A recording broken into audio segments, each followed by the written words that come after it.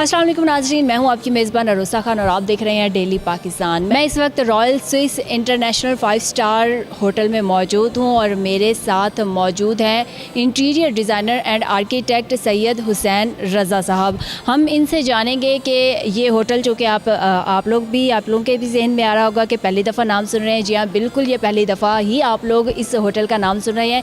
इस होटल की ख़ास बात क्या है और इसमें कौन कौन सी सर्विसेज हैं और इसकी बेस्ट क्वालिटी कौन सी है, ये हम सब इनसे जानेंगे। मैं आपको बताती चलूँ कि ये एयरपोर्ट रोड पे है और आप जैसे ही एयरपोर्ट पे लैंड करते हैं, आप किसी भी इंटरनेशनल फ़्लाइट से आ रहे हैं या नेशनल फ़्लाइट से आ रहे हैं और आपको स्टे का इशू है, तो बिल्कुल एयरपोर्ट के साथ ये वाक़या है। और हम सैयद हुसैन रज़ा साहब से ही पूछते हैं बाकी सब इस रॉयल स्विस होटल के बारे में। अस्सलाम वालेकुम सर। अस्सलाम वालेकुम जी, क्या हाल है आपका? बिल्कुल मैं ठीक। सर, रॉयल स्विस होटल के बारे में बताएं कि इसका आइडिया कैसे आया जहन में? असल में एक इंटरनेशनल फर्म है यूनिकॉर्न प्रेस्टीज, उसने 2010 में ये वेंचर स्टार्ट किया था और जो बेसिक आइडिया था वो टूरिज़म को और जो इंटरनेशनल एयर मूवमेंट है, जैसे हमारे पास एयरलाइंस आती हैं रात को, वो सब चली जाती हैं, तो उनके पास एक प्रॉपर स्टे करने की और एक प्रॉपर प्लेटफॉर्म नहीं है, so that they can stay and they can have direct flights from here. और इवन डोमेस्टिक और जो इंटरनेशनल ट्रैवलिंग है उसको कोप अप करने के लिए ये आइडिया आया। और ये 5 स्टार होटल जो है ये उस वक्त 2010-11 में वी स्टार्टेड इट। उसके साथ ये हमने काम किया और इसके अंदर जो स्टैंडर्डाइजेशन है वो नॉर्मली होता ही है कि पाकिस्तान के अंदर क्योंकि मोनोपोली है बहुत ज़्यादा होटल्स की, तो नॉर्मली लोग जो स्टैंडर्डाइजेशन है और उसके ऊपर ज़्यादा जो हमारे पास 3-4 स्टार होटल्स जो हैं उनको अगर हम पूरी दुनिया में देखें तो वो 3 स्टार भी रेट नहीं करते। तो 5 स्टार होटलों की बहुत कमी है और जो टूरिज़म अब जैसे हमारे पास करतारपुर कॉरिडोर भी खुल गया है, उसका बहुत ज़्यादा इन्फ्लक्स है और हमें होटल्स की ज़रूरत है। और people coming from Canada, America, England जो भी आ रहे हैं उनको स्टैंडर्ड के होटल्स में और 5 स्टार होटल्स की जो एक ओवरऑल एम्बियंस और लुक है उसकी बहुत इंपॉर्टेंस है यहाँ पाकिस्तान के अंदर। तो इस आइडिया से ये जो है वो जनरेट हुआ और यूनिकॉर्न जो ग्रुप है उसकी बहुत बड़ा स्टेप है कि इस स्केल के ऊपर और इस मैग्नीट्यूड के ऊपर ये जो होटल है वो इन्होंने बनाया है।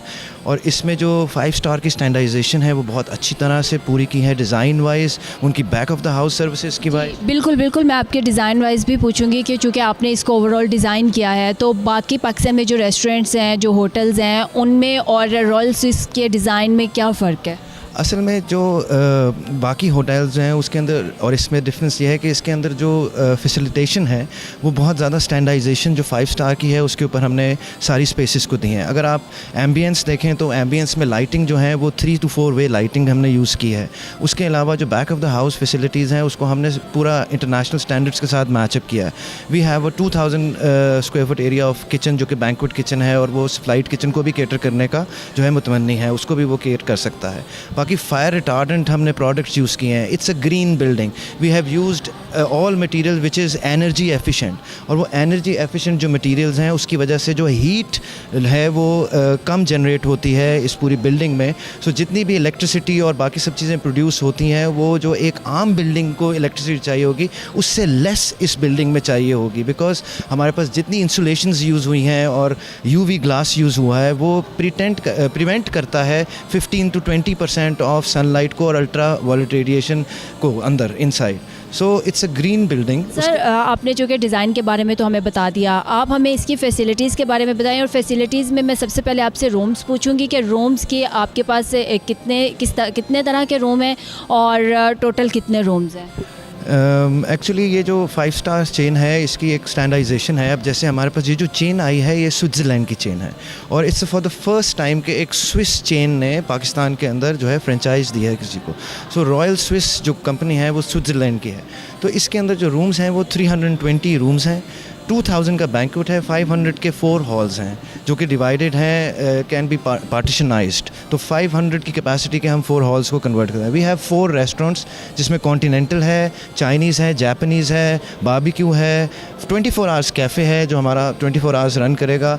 VIP लाउंज है जो कि हम उसके साथ अगर किसी की फ़्लाइट लेट है 8 आवर्स 12 आवर्स तो VIP लाउंज को यूज़ करके VIP लाउंज में स्टे कर सकता है।